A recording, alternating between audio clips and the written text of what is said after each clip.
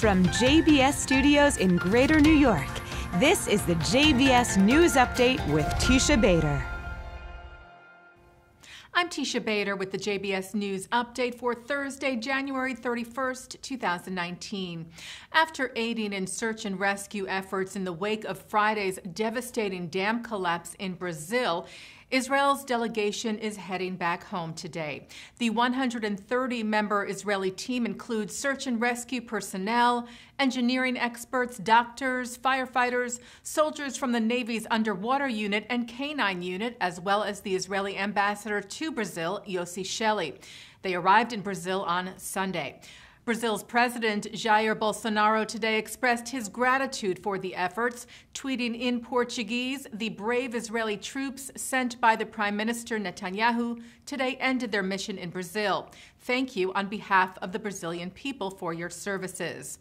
IDF Major Tamir Khazan told the Jerusalem Post that IDF equipment and rescue dogs helped uncover 35 bodies at the disaster site. Israel is the only foreign country to send an aid delegation, and Khazan said they were welcomed with open arms. Israel last week was elected to lead a 19-nation committee of non-governmental organizations at the United Nations. The committee oversees the work of human rights organizations. Newly named Vice Chair Nadav Yesod has been serving as the human rights advisor to the Israeli mission to the UN since 2014. The mission proudly tweeted about his landmark appointment, writing that it looked forward to strengthening Israel's standing at the UN. The IDF's prosecutor today charged 5 IDF soldiers with aggravated assault and aggravated abuse for allegedly beating 2 Palestinian detainees while they were handcuffed. The soldiers are part of the ultra-Orthodox Netzach Yehuda battalion. The 2 Palestinians were arrested during a search for the terrorist who murdered 2 members of that battalion in a terror attack last month. They are suspected of helping the terrorist escape. Well, there seems to be some backlash over the report this week that a team of Israeli scientists claimed to be close to a cure for cancer. As we reported to you and was reported widely around the world, Dan Aridor and Ilan Morad of Accelerated Evolution Biotechnologies, or ABI, told the Jerusalem Post earlier this week that they believe they will offer a complete cure for the disease in a year's time. Today, the umbrella organization of Israel's high-tech and life science industries said the claim was irresponsible, with not enough proof yet to back it up.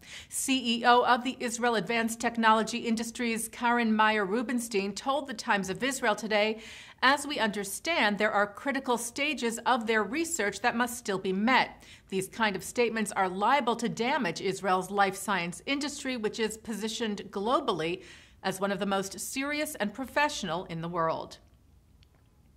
The New York Police Department is investigating 2 separate attacks on Jewish men in Brooklyn as hate crimes. The New York Post reports that a 51-year-old man dressed in traditional religious garb needed hospitalization for his injuries after he was assaulted Wednesday night. The second victim was a 22-year-old yeshiva student from Australia, attacked at around the same time nearby. 2 men have been charged with the attacks, both of which happened in Crown Heights. Police are searching for a 3rd suspect.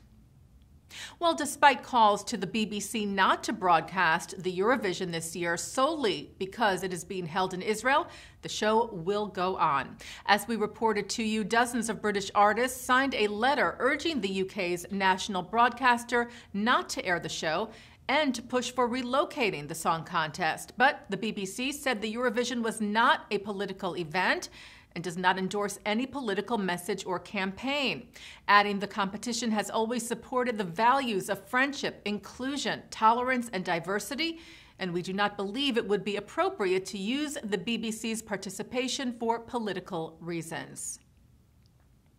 Israeli historian and Holocaust survivor Saul Friedlander addressed Germany's parliament today, part of a memorial event commemorating the 6 million Jews murdered in the Holocaust.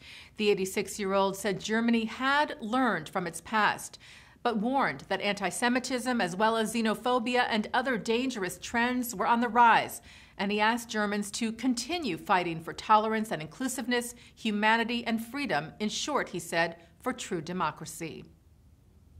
Well, a baseball bat used by Jewish baseball legend, the late Hank Greenberg, is up for auction. The wood bat used by the Hall of Famer, also known as the Hebrew Hammer, is signed by Greenberg and team members of the 1937 Detroit Tigers. Bidding, which is already over $8,000, ends tomorrow, Friday. Taking a look now at our programming for tonight on JBS for Thursday, January the 31st. At 7 o'clock, it's Talmud study. At 8, a lecture on fighting Nazi occupation.